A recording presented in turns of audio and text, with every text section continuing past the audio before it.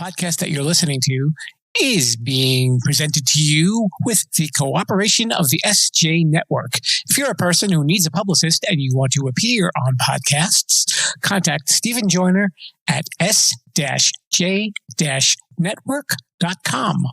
Let's get on with the show. Did you ever hear of the word Quidditas before? The Quidditas Factor is the name of today's guest, Michael Arbouet's podcast. Well, I know it's a Latin word. I learned it when I passed the bar exam. That's interesting. I never knew you were a lawyer.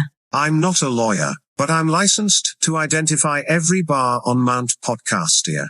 Attention, rebels of the Sherpolution. Today's podcast is brought to you by Audible.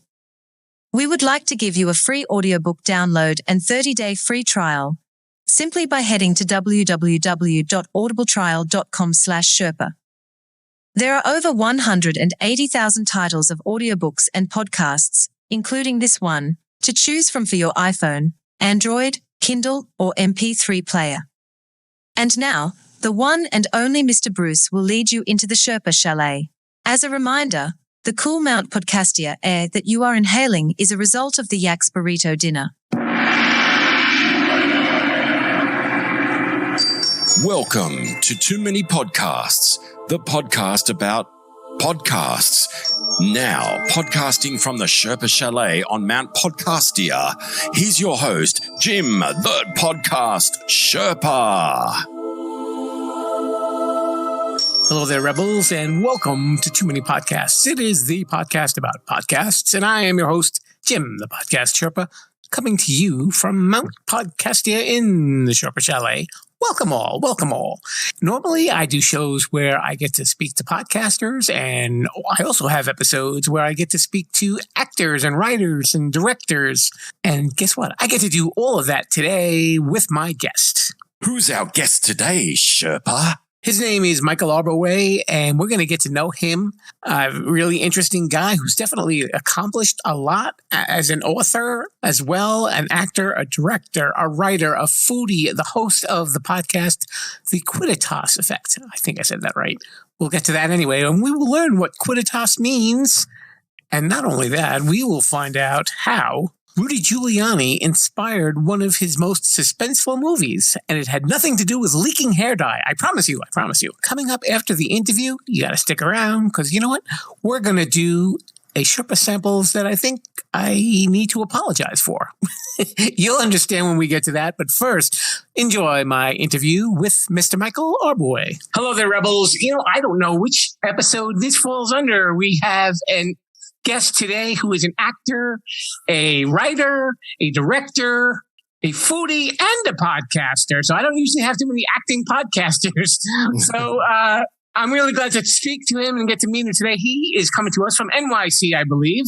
And his name is Michael Arbouet. And he hosts the podcast. I'm going to say this right. The Quidditas Factor. The Quidditas Factor. I went to a Latin school in Long Island, so they made us learn Latin when I was younger. So, it's funny because I interviewed Robert Wall a while back, and he actually hosted a podcast called Ipso Facto. No, that's so funny. So you're the second Latin podcast title that I know of. So you were a kid who grew up on Long Island, and I know when you went to college, you actually majored in film. Yes. Mm-hmm. Were you into acting at all before that, or did you just like it as an art? Were you a big movie fan? How did that work for you? Big movie fan. When I was a teenager, my best friend, John Saltano, his father had a video camera, and this was in the early 80s. And, we found it in the closet, and we were like, oh, can we use this? And he was like, as long as you don't break it, we just use it for vacations. Mm-hmm. So there was this magical machine, that we could make shows with. So me and my friends made a little, we thought we were like the next Saturday Night Live. So we made a little show called Toss, the original skit. And we did little acts and little skits on camera, and then we'd show it to our family and friends, and people just loved it. But from using that video camera, I started to do a little bit of acting. I started to learn how the camera worked. And then when I found that you can have a career like in making movies and television, I was like, yes, this is what I want to do. But of course, like the big film schools were really hard to get into. I didn't get into NYU. I didn't get into UCLA. But, Hofstra had a small film and theater program, and CW Post had a small program. So at first I tried to get into Hofstra because I found out that Francis Ford Coppola went to Hofstra. But I found that Francis Ford Coppola only went to the theater program. So I said, okay, no, I want to do film. And that's how I ended up choosing Long Island University, which is CW Post. What was your first movie that you made while you were in college? Do you remember? Oh yeah, when I was in school, it's funny. I was a big Harrison Ford fan. To me, he's like the best actor that I've ever seen. So I saw Star Wars like 172 times by the time I was like 18, and then the second movie they saw about 62 times was Raiders of the Lost Ark. So I did like a spoof on Raiders because earlier in the summer I'd gone to Universal. I bought the Raiders hat, and they had at that time at Universal they had the Indiana Jones Spectacular, and so when they asked people from the audience, "Hey, do you want to be in this?" I thought there were going to be 1,000 people like yelling me, but I raised my hand, and the guy goes, "Okay, you come down," and I was all excited. So I played one of like the Arabs running away from the crooks, and Indiana Jones got his whip out. They do the whole kind of show, but I got the hat and the jacket from that show. And so when I got back to film school, I made like a little spoof about Raiders, like an old filmmaker finding an old film from another filmmaker at the school. And now Michael has actually made a few movies. He's made The Bistro, I Could Have Been 5 Feet, which is about underage smoking. They Stole a House, which is about the zombie houses on Long Island. And one that I saw, the New York Minute. Now, that is 5 minutes of the most intense short movie that I think a person can ever watch. That's a funny story. I was shooting another short film in Manhattan, and unbeknownst to us, we'd gotten there at 6 a.m., but we wrapped around noon. But when we went to leave, we couldn't leave because all of a sudden there was a parade on the street. We were shooting on Broadway, 15 Broadway. And so we were stuck there for hours. So I decided to film this, parade. And it turned out to be the Sammy Sosa parade. And I said, as I'm watching it, I see Mayor Giuliani, in this car, and there's a convertible. And I said, they still do that? Like, after the Kennedy assassination? And I just became obsessed with, okay, I'm going to try to recreate that. But I would do it in a way where not only would it be exciting, but in the final countdown of the movie, it's actually a minute. Really?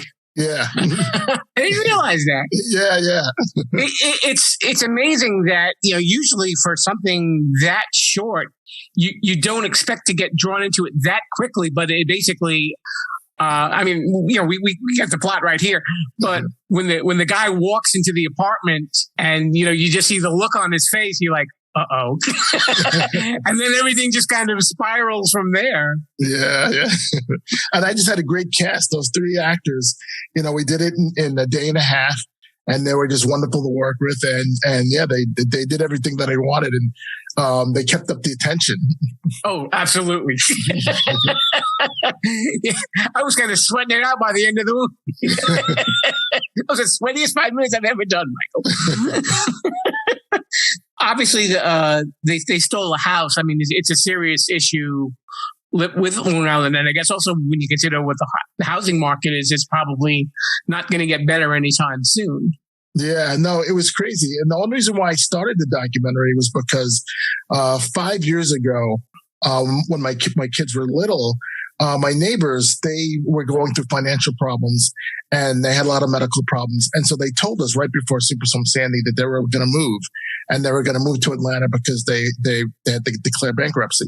So I said, okay, that's so sad, but good luck. And so for a couple of months after Superstorm Sandy, I cut their lawn, I took in their mail, but then about a month later, I saw that somebody moved in, and I said, oh, that's weird. I didn't see any for sale signs. I guess there was a foreclosure to the bank, but then I found out another month later that it wasn't. They were squatters. And so every time I called the cops, they said, no, it's a civil matter. We can't do anything about it. And I tried to find out to call the bank, and the bank said, no, the house is in foreclosure. So it's the person who's living there. I'm like, the person's not living there. They left. They're in Atlanta, and I was going back and forth. Then I realized, like, this is a bigger problem, and so I started doing research and I found that there were hundreds of houses abandoned all over Long Island. And they're all kind of like in this weird, like zombie type of situation where the bank doesn't claim ownership, but neither does the homeowner. And then a lot of those homes end up having either squatters living in them or they just fall into disarray. And, I thought it would be a house here and there. But there was literally, at the time that I made the documentary, there was over 6,000 abandoned houses all over New York. Oh, wow. Yeah. No, I mean, we can only really hope for some legislation to kind of. Well, yeah, that's a funny thing. It's crazy. I researched what if anything was being done about it, and it was like no one person wanted to take responsibility for it, and that's what I thought was funny. So I interviewed like a bunch of lawyers and so lawmakers and ex-police officers because I couldn't get like people on the job to actually talk about it. But it was funny because they said that it's a civil matter and that the banks didn't want to own it. And the county didn't want to own it unless there was a crime. And I said, how is it that if you steal a car, that's grand larceny, but if you steal a house, that's not a crime? and yeah, it's not a crime. And then these squatters know all these laws and one of the things I touch upon in the documentary is that there's an old law called adverse possession. Now, this law was made in the 1800s. So if you can think back then, during the gold rush, when people were moving out west, a lot of people didn't make it. They started from like New York. They started to travel cross country. They ran out of money and they were stuck. So the government made this law saying that if you find a property and you clean it up and you take care of it, you can own it. And that's what adverse possession is. And some of these squatters have been using this law to literally steal houses from people. That is crazy. Yeah. Well, I hope that, it doesn't get any worse, and that it will get better. Now, you're also a writer. Where did writing books come along your career? Well, it was so funny. I've always been a screenwriter, and I wrote a script, and I was working on this trilogy, but it's like, it would take like, $300 million to make these movies, but I wrote a script called Gods, mm-hmm. and it's on par with like Lord of the Rings and like, the Avengers and that type of thing. But I wrote the first script and then I wrote the second script and then I wrote the third script and everyone loved it.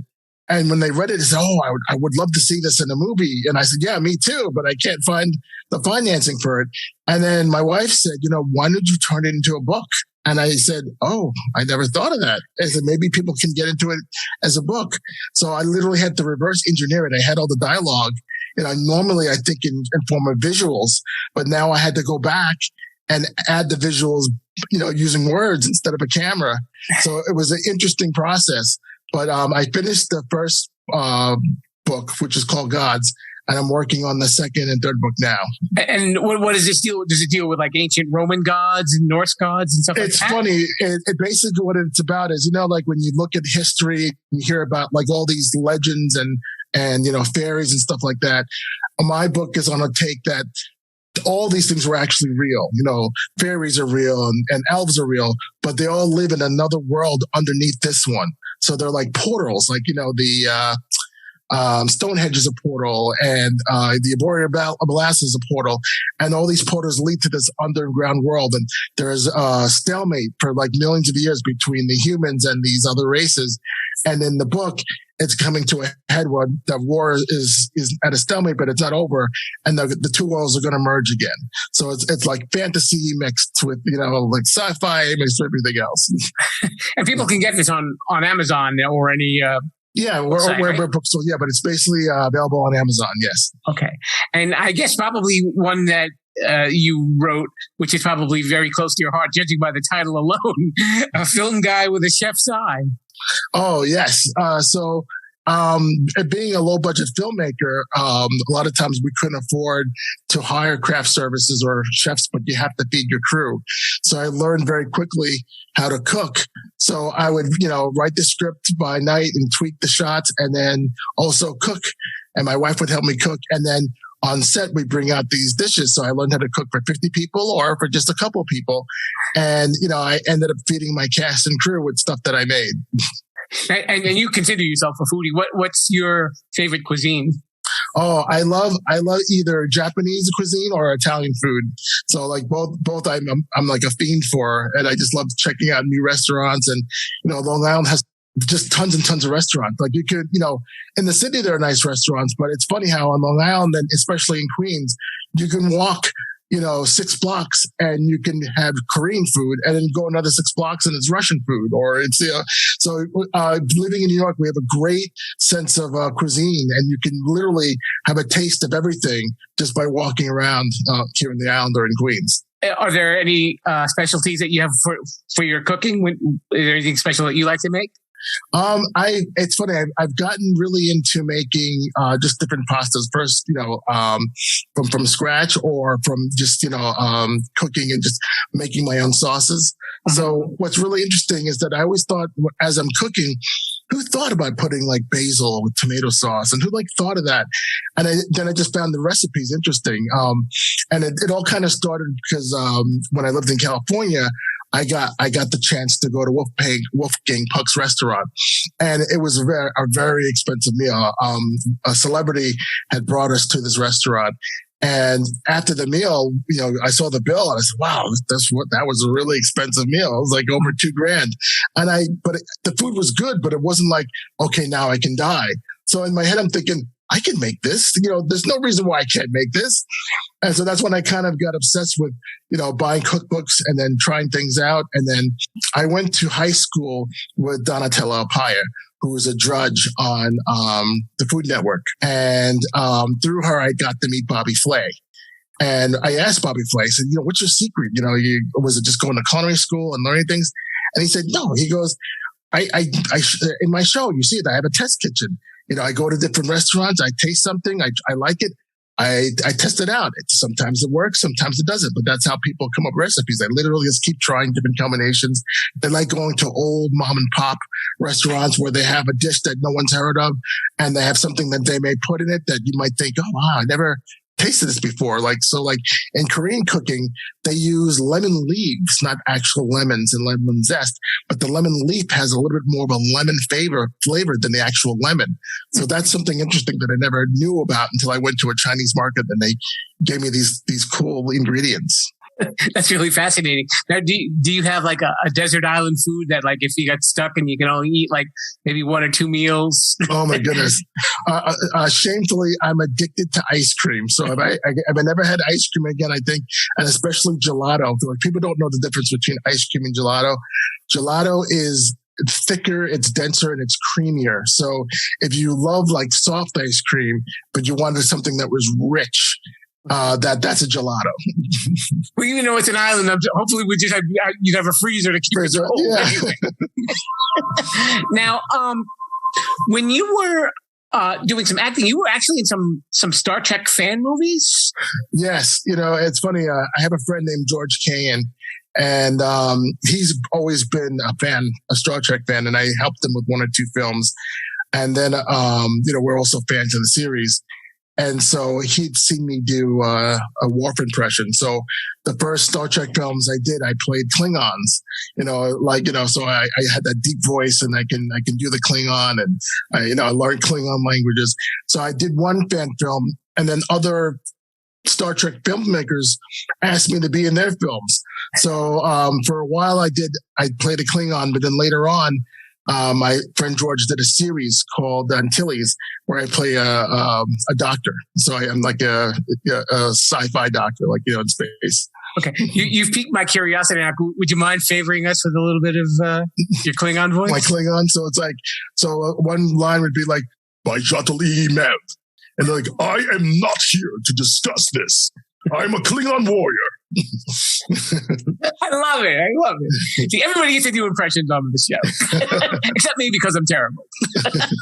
Now, in your description to me, when we were corresponding, you said that you're almost famous. Yes. So tell me a story, Mike. What's really funny is that because I started out young, making movies, and I lived in California for 2 years and then moved back, I ended up meeting a lot of people in the business. So I've met over 80 celebrities, and I've worked with at least 40 of them in movies. Mm-hmm. And so it's funny where I'll be talking to someone or I'll be on the set and everyone will go, oh, there's Mike. Like the joke is like, oh, there's Johnny Drama. Oh, there's Mike Arbouet, So it was like a lot of people are like, how do you know that person, bro? How do you know that person? And I'm just like, oh, I worked with them on a movie on the set. I've worked with Bill Sadler a couple of times, and Bill Sadler's an actor who has like been in everything. He's been in The Green Mile. He's been in, Shawshank Redemption. He's been in Bill and Ted's Excellent Adventure. So he's one of these character actors who's been in everything. And, when you meet an actor like that and then you work with him and then you work with another actor, they all tend to know each other. So through that and working through independent film, I've met a lot of people. So if you go on my Facebook or my Instagram, you'll see me hanging out with all these celebrities. And to me, they're just regular people. They're like friends or colleagues. Right. But like other people will look at them and go, oh, wow, you must be famous. And I'm like, well, almost. I don't have the money, but, I do get to hang out with a lot of interesting people. I think there's the title for your next book, though, Almost Famous. Were there any particular actors or directors that really left an impact with you? Well, it's funny. I've always wanted to meet Martin Scorsese, and I haven't yet, but I got the chance and the blessing to work with his daughter.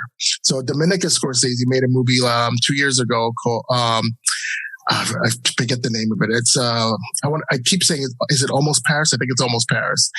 She's just the nicest person, and working with her, we talk about her dad and talk about her sisters because she's got like famous sisters now, and one's a clothing designer. The other one just is a younger sister who's acting now. It's just amazing to hear the stories about how when she grew up, she grew up with Uncle Bobby, and I'm like, oh, Robert De Niro. I would love to meet Robert De Niro, And so it's just interesting. But like I said, it's very humbling to get to meet and hang out with these people and work with them on a level to strengthen your craft. Sure. So it's funny. I never really considered myself an actor. I only took a couple of acting classes, and I just laughed that people keep casting me in movies when I'm more comfortable behind the scenes. So, do you have any movie projects coming up that you can talk about? Yes, funny enough, I met this guy named Brian Donahue, who, if you're old like me in your 50s, you might remember this guy. He was a stuntman, and he was always on David Letterman doing pratfalls and falling down. And this guy's been in everything. He's been in a bunch of New York shows and television shows. And, I saw him and I said, Brian, you're a background actor just like me. I said, you should have your own feature. And he goes like, oh, Mike, from your lips to God's ears. I want to be in my own feature. And I said to myself, this guy deserves to be in a feature. So I called another friend of mine named Mike Lavaggio. And I said, let's write a script for this guy. He's lives in Mineola, but he's originally from Boston. He's got that great Boston accent. Let's do a film. So my friend Mike is an ex-police officer. So he writes this great, fantastic script about, the Irish mob. And so it's about this character who's going to do one last job before he leaves the life forever. And the funny thing is he was in witness protection, and he comes out of witness protection to kind of like do this job. So that's what we're working on right now. So we're working on funding, and we're actually going to shoot like a teaser to get people interested in it so we can get some more financing. That sounds like it'll be definitely interesting. And I'm probably sure it'll get that kind of suspense at the end like New York Minute does. Yeah, it's funny. And the reason how I met Mike was I produced a film with a director named Fred Carpenter, who's also a Long Islander. And I ended up getting Sean Young in his movie. Mm-hmm. So in 2012, 2013, we made a movie called Send No Flowers, which you can see on Amazon, on TV. And I think it's a really interesting film because I've never seen any plot like this before. But just to give you the gist of it, it's about a daughter who's the daughter of a mobster. The mobster gets whacked, and she wants to take over the family, but none of the other mobsters don't believe in a woman running a family. Mm-hmm. So it's kind of like what happens when she wants to run her own family anyway. Yeah, and your documentary was a behind-the-scenes look at I did it behind scenes on the movie, but I also produced the film as well. Yes. Okay. It's probably got to give you an interesting perspective when you've got one vision and then you're talking to everyone who's got a part in that movie, and you kind of see their reflection of the whole movie making process. It's funny. It's weird because as a producer, your job is to, finance the film, take care of the budget, run the set. And you're hoping that the director has a vision that can portray what you want to see.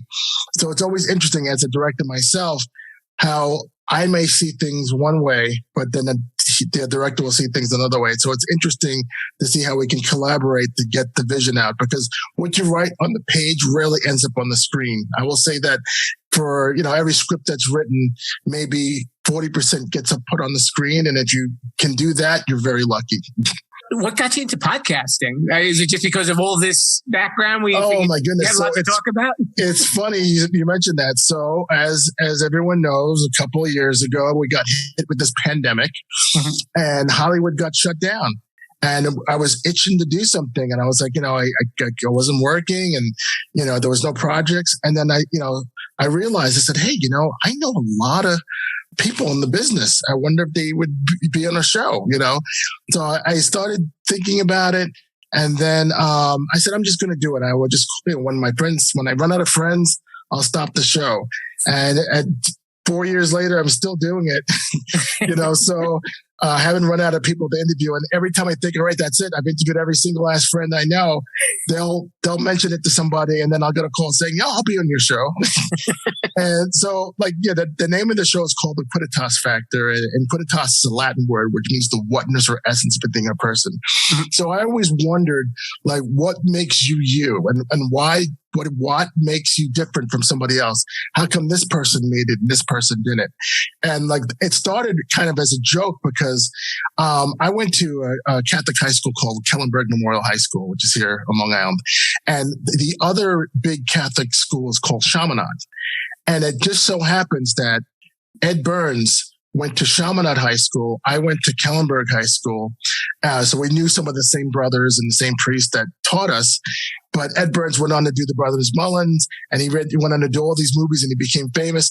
And we were kind of on the same path. And I'm like, if I just made a left instead of right, I'd be in the same boat. What happened? And years later, I got to meet him and talk to him, and we exchanged stories. And he said, I just never gave up. And I had a great support team. And he said, you just don't give up. And that seems to be the message for a lot of people who have made it. Early on, they were not deterred, whereas other people might hit a roadblock and then just stop. Now you get to ask your guests that question, what is your Quidditas? I'm going to turn the tables on you and ask you, what is your Quidditas? I guess my Quidditas, my magic power or superpower, I guess it's the ability to bring people together. I had this ability to meet someone and say, hey, who you should meet? You should meet Ken over this. You guys will make a good team. Or, I have a friend named Steven, who's an artist. And, I just happen to be like, hey, you should send a painting to Chris Rock, or you should send a painting to this actor. They might like it. And it just so happens that he hustles, and now his work is getting seen. So I think my power is that I'm able to bring people together. Given that you've been doing this podcast for 4 years, it's probably like a built-in ability now, a part of the superpower. We do have this portion, and we like to ask podcasts. I'm speaking to the podcaster near this time, Michael. What are some of the podcasts that you like to listen to? I like to listen to a lot of different ones, but one that I'm into right now is the Entourage podcast. So if anyone who had HBO a couple of years ago, there was a television show called Entourage, and it was about the Hollywood lifestyle. And I just thought it was so funny because, back in 2006, Hollywood was very different than it is now, so back then it was typical to have the casting couch and people being treated not so nice depending on who you knew and who you didn't know and how the sets were run. Now, after the Me Too movement, a lot of things have changed, but it's still, some things have changed, some things have stayed the same. And so I always found that show very fascinating. And even though people either love the show or hate the show, but when you listen to the podcast, Doug Ellen really goes in depth on how he came up with the show. And it's funny, Doug Ellen, another person who's a Hollywood guy, but he grew up on Long Island as well. And he's a New York guy as well. So it's interesting to see how the story is about a New York actor who moves to LA but doesn't lose his like New York style or attitude. And it's about almost like a fish out of water where, now they're in LA and he's living this lifestyle. And is he going to succeed? Is he not going to succeed? What was real? What wasn't real? So it's interesting to see what was taken from fiction and what was reality. So the show is loosely based on Mark Wahlberg and his entourage. Mm-hmm. And so it's funny to see what was real and what wasn't real.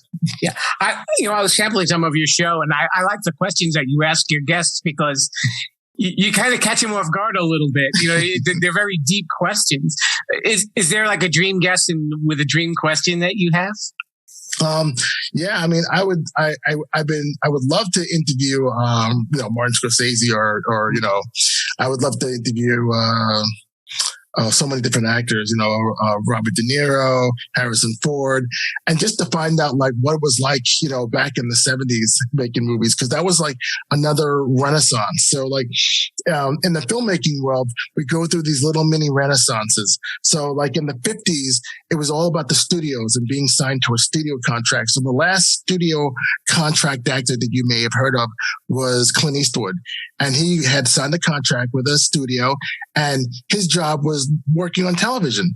But when that kind of dried up and the studio system fell apart, he dove into indies, and through luck, he ended up going to Italy and making these great Westerns that now become classics, and when the studio system fell apart, then you have all these actors who were making all these independent films and there was like no rules. So that's where Jack Nicholson comes into play and, all these great actors.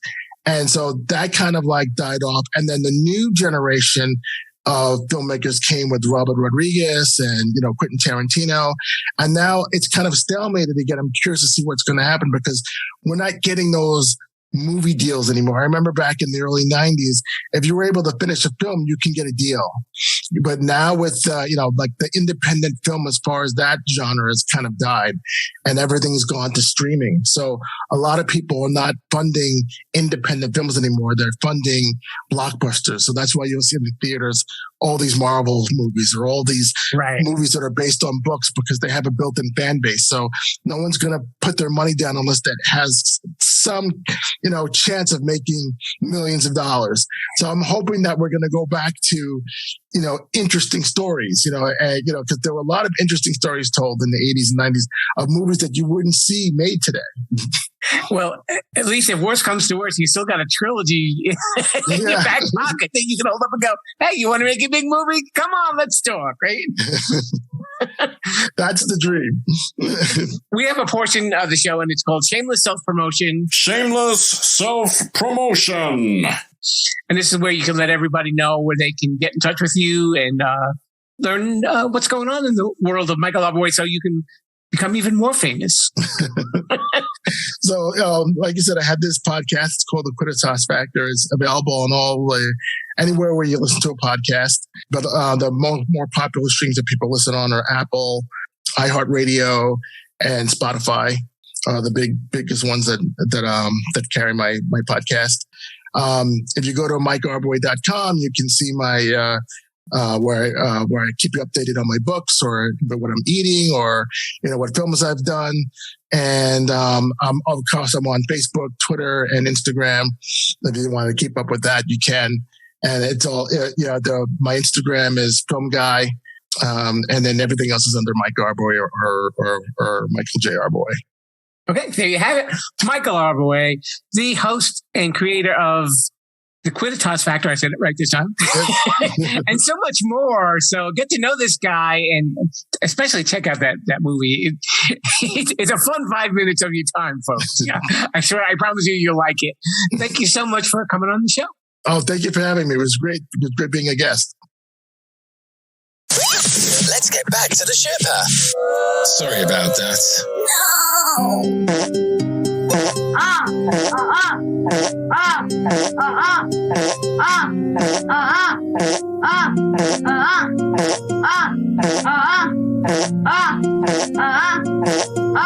So you're probably wondering, why is it that I have to apologize for this week's Sherpa samples? Well, When I'm doing this show, I pick them off the charts, and they're not necessarily in any sort of order. They're usually just the shows that we haven't spoken about yet. So I picked a lot of shows, and my first two were upbeat and positive, and everything else after that seemed to have some sort of dark story behind it. So if you don't enjoy listening to dark stories, maybe don't check out these podcasts, or better yet, maybe do, and you will find a new favorite amongst them.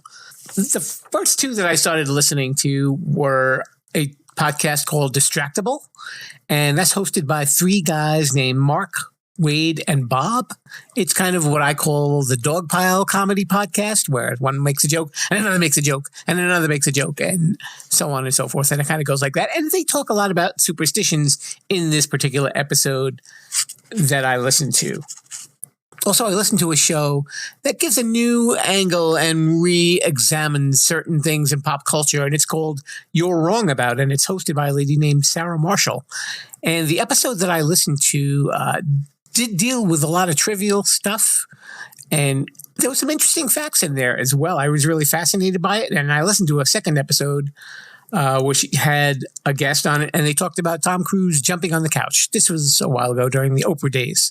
You remember Oprah, right? Yeah, she owns a network now. She used to have a TV show with a couch. Okay, from there, we get into the podcasts where there seem to be a lot of issues going on. So I'm just kind of giving you a little bit of a heads up. Not all of them have like sweary language, but some of them have some maybe dark topics that if you like being scared, fantastic. If you like true crime, we got some of that in there for you too.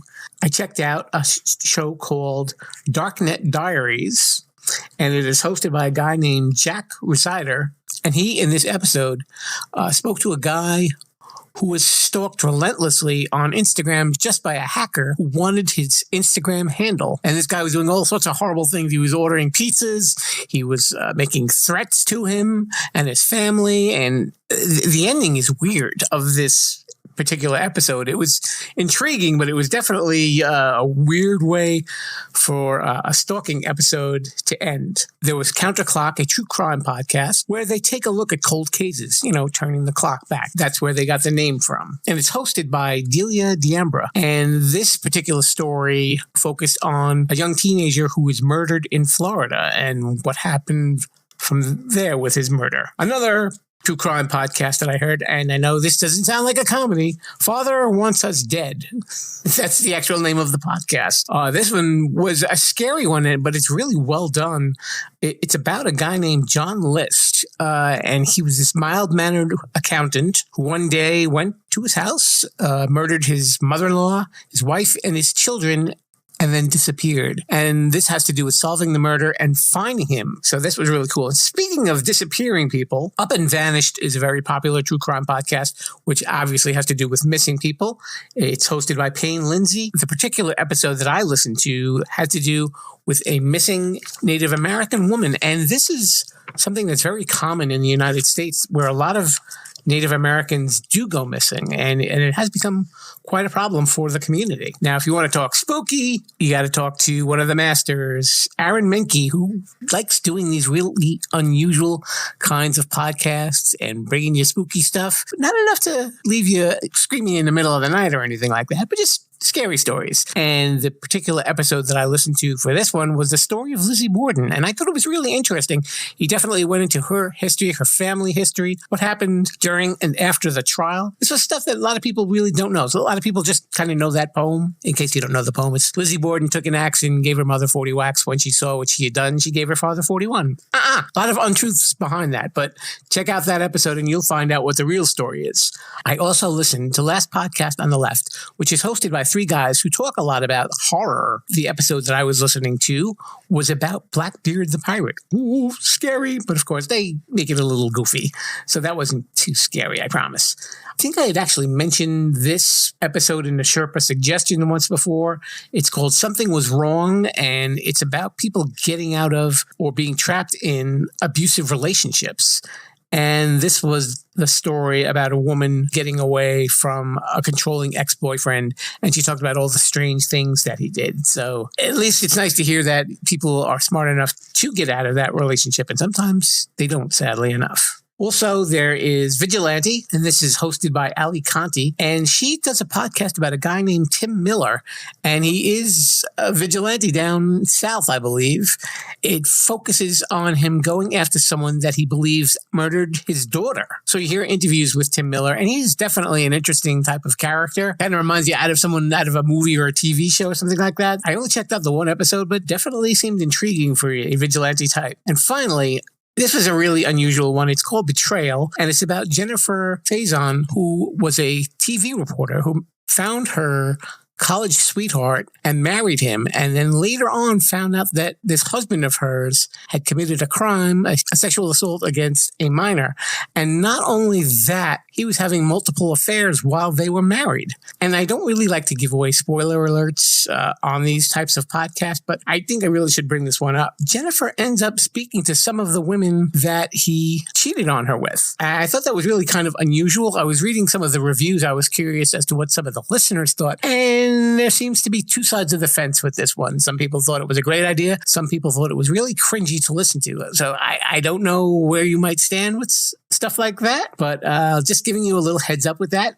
But it was definitely well done. These are all well done podcasts, Rebels. Even though it's dark subject matter, you might find one that might be your next favorite podcast. So maybe have a listen to one of those. They're all listed in our show notes if you forget the titles. And you know what happens now? We head into dun dun dun, the outro.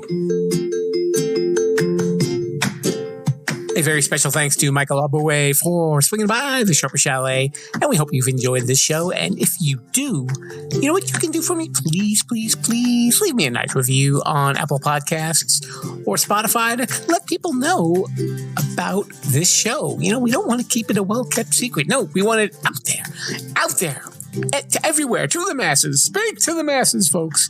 Review, and share. Share on social media. You are more than welcome to do that. You can follow this show on social media at Sharpolution, of course, Facebook, Twitter, and Instagram. And also, you can check out my website. Guess what it's called? Sharpolution.com, where you can hear all of the episodes from the very start. And you can see the link to purchase podcast merchandise. Swag! And also, if you want to help the show out by donating money to a poor little Sherpa, you can do that as well. And also check out some of those side projects. Next week, we will be speaking to the man who calls himself the most charismatic man in entertainment. And oddly enough, he doesn't get confused with me. I don't know why. His name is Percy Brown. He is an actor who also hosts a podcast called The Prince of Fresh Air. And I was on his show, and he got to return the favor and come on my show. And he's a super nice guy. We had a lot of fun. We always have a lot of fun here at the Sharper Chalet, don't we? I know. I say that all the time. But anyway, check it out, Mr. Bruce. It is time for us to head on out of here, and we hope you enjoy the rest of your week. Thanks again for listening. Viva la Sharpolution, and bye-bye. Thanks for listening to Too Many Podcasts. Please disperse. You can go home now. I said you can go home now. Viva la Sharpolution. Viva la Sharpolution. Oh. Yell, come back now, you hear?